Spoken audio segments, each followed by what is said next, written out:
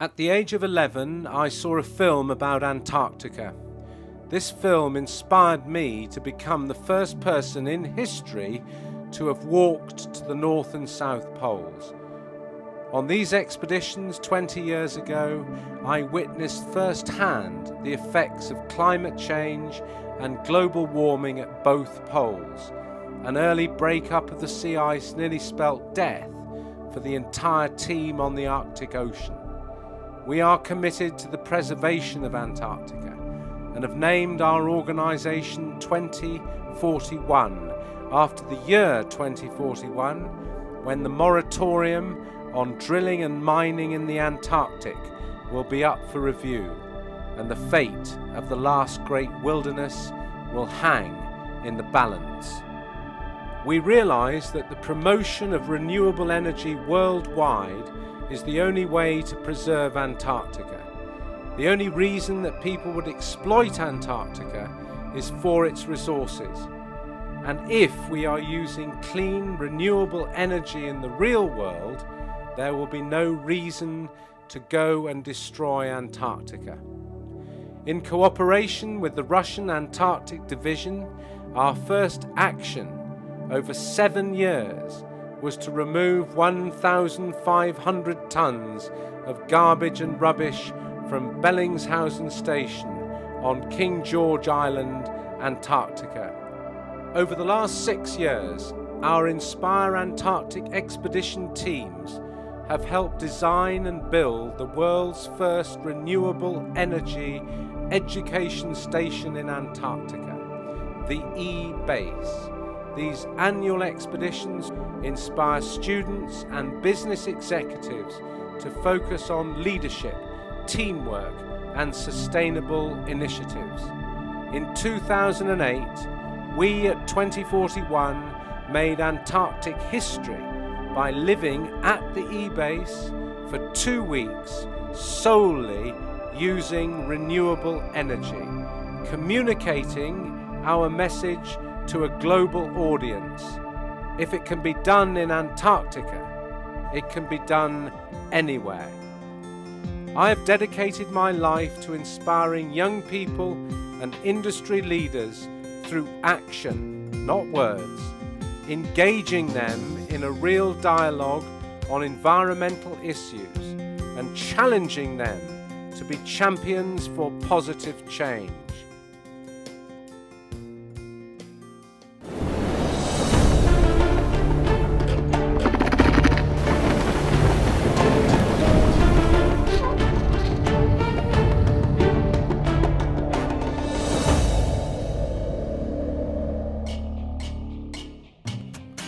Our journey to the bottom of the world begins in Ushuaia, Argentina. 80 students and experts will head south with Robert Swan on the BP Inspire Antarctic expedition. It's great to be finally here, and it's great to be here in the sunshine, and it is. I'm just looking around, just an absolutely stunning place.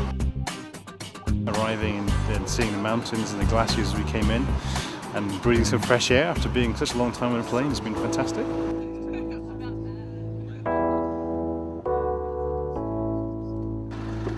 Ushuaia is pretty impressive, really.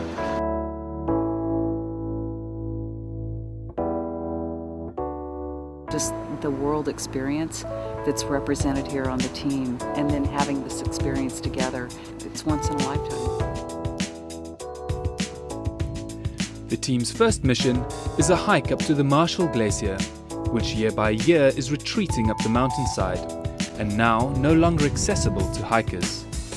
Wow, it's an awesome experience for me because I've never experienced snow in my life, and it's just awesome to be here in the snow.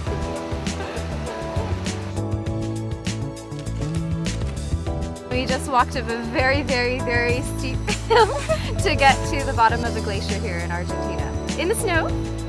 It's very beautiful here. Say cheese!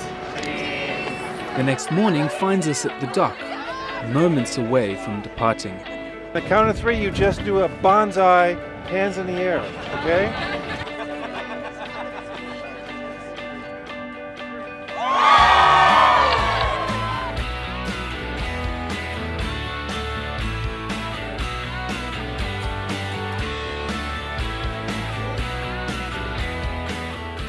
BP expedition onto the ship, really excited. Let's get to the Drake Passage and rock and roll.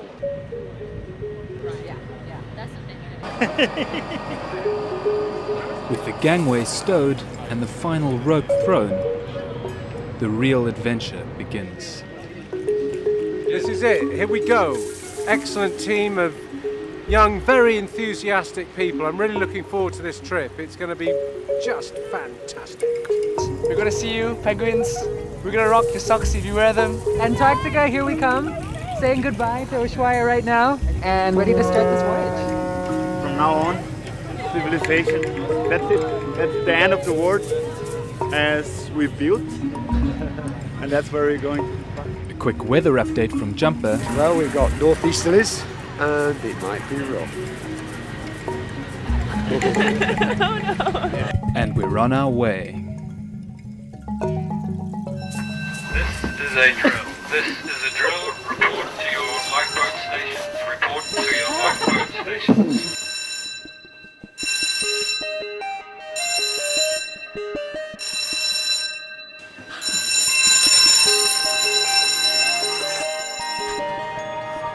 Shortly after leaving port, we have our mandatory lifeboat drill. The next time you hear that bell, it's for real. Okay, so you must turn up here with that vital equipment. Hat, gloves, your warm clothes, as many as you can fit on, your waterproof clothes, and in a timely fashion. We are now in expedition mode, and sailing down the Beagle Channel, all attention turns to the Drake Passage, widely regarded as the roughest seas in the world. The Zodiac briefing takes place in deteriorating sea conditions. Well, they were designed by Jacques Cousteau, very seaworthy vessels, pretty much the only tool, the only boat that operates down here. Just give yourself a once over, just check you have everything, check your life jackets are done up and they're the right way around, and you've got all the clothing you need, because once you're out, you're out. As soon as it hits salt water, that's seawater, into a bottle, everybody got that.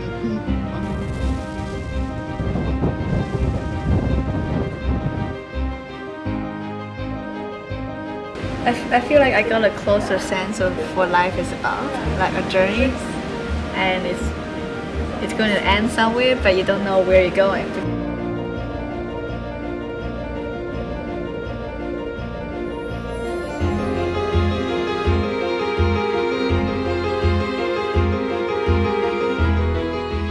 With winds gusting to 50 knots and 40-foot swells, the Drake lives up to her reputation.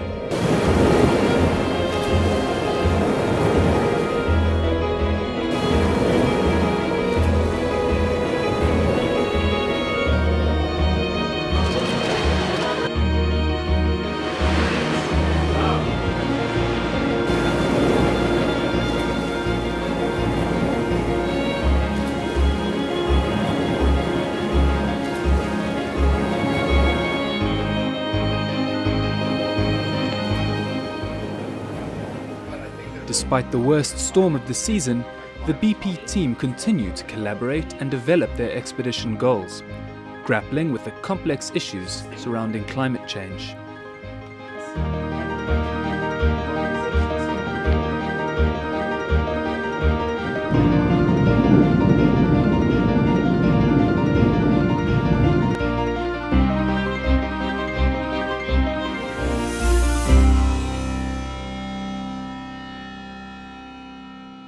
After a very rough Drake Passage, here we are on King George Island, Bellingshausen Station. For once it actually looks really nice. It's cold today for a change, and we're looking forward to seeing the E-Base team and stretching our legs.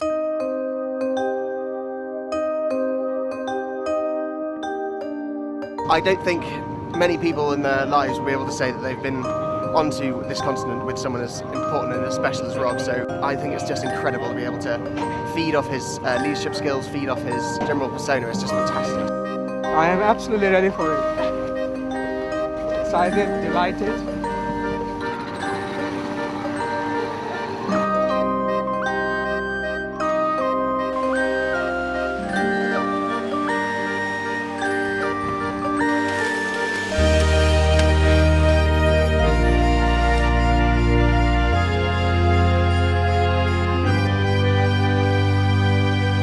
last wilderness on Earth. This is Alejo Contreras. You will always know the wind direction by looking at his beard, okay? I'm looking forward to a good walk.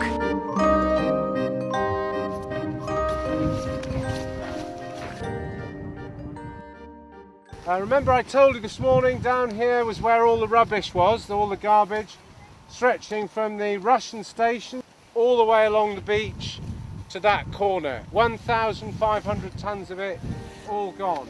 So we're going to be leaving the base in 4 hours' time, and she'll be going live 365 as we go. Solar panels, there's solar panels on the roof.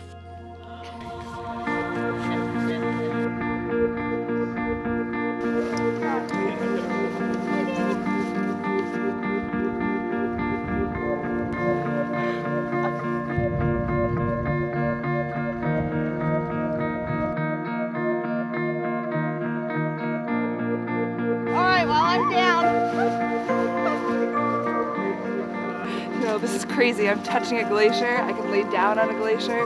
It's one of the few places in the world where you can actually do this. It's awesome.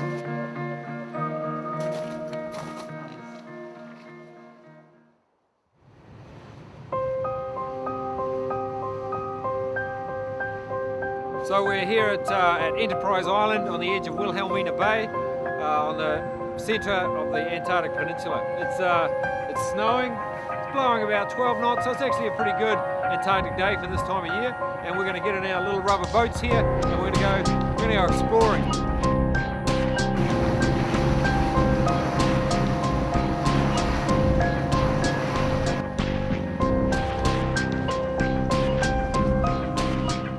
Hey, we have a humpback whale! Woo!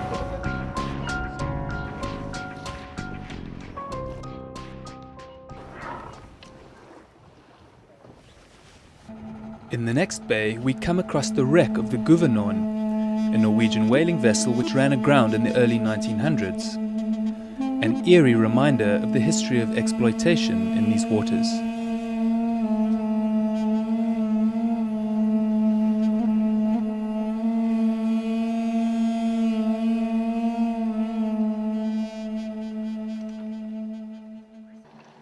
It's a feeling actually of being somewhat overwhelmed.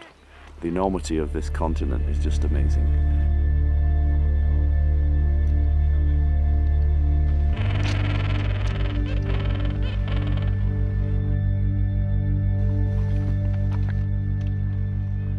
Well, you just have to look around you, really. We have to do everything we can to preserve this. And not just preserve it for the climate, but actually preserve it so that the just natural wonder of this can be witnessed by other people. Off for a snowball fight.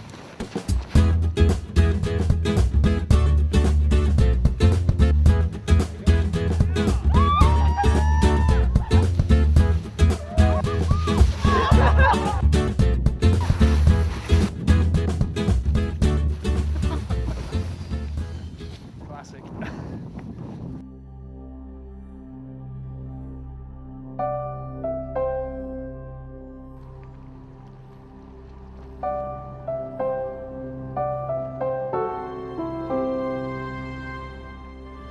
As the expedition continues down the peninsula, we make our first continental landing at Neko Harbour.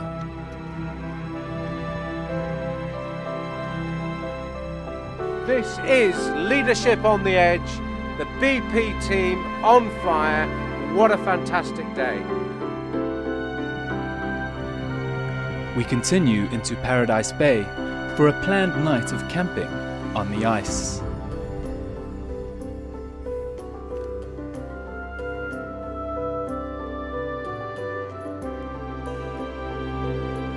We're gonna freeze.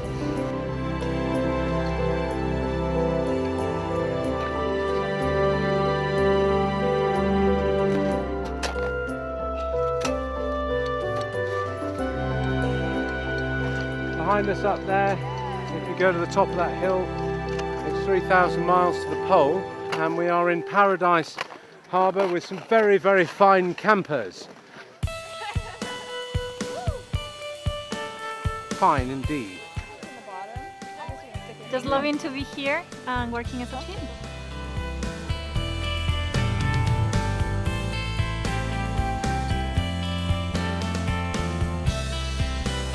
We're obviously novices to camping in Antarctica. It's pretty awesome to be taught to pitch a tent by Robert Swan. So. As we come to the end of our expedition, we have one final crucial mission. 40 nautical miles to our south lies Vernadsky Station, the Ukrainian Antarctic base. Just before we left Ushuaia, we received a message saying that they were running low on supplies. A long, dark winter lies ahead for the team. Antarctica is all about collaboration. We're one team, one mission, and it's a really great honour for us to go and support a true and great scientific effort.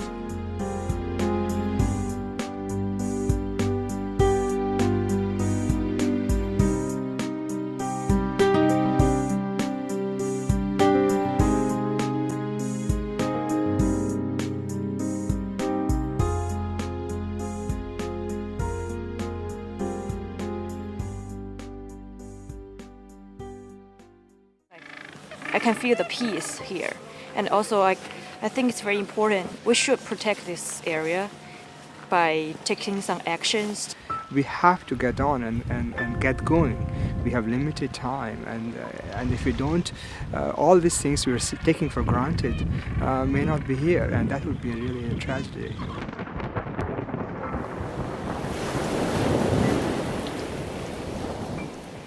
We are trying to work together in a system of fellowship to achieve a goal, to preserve the environment, to preserve Antarctica. The potential exists in humanity to make a change, and we need to realise this potential because we can't lose this place. This is incredible.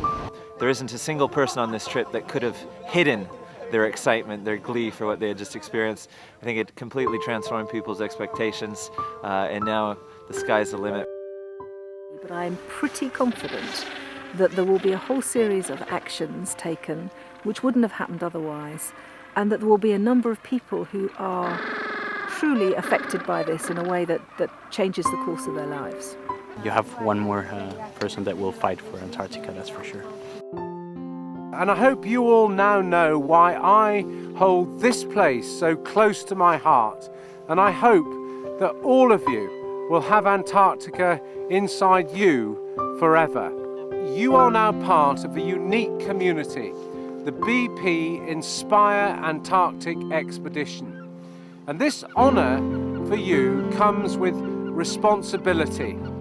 And all of us now must leave Antarctica with a clear direction, a clear vision, and a clear plan of action. We're behind you. BP's generosity has brought us all together, so let's honour that support, honour that commitment, and go home and make a fabulous difference.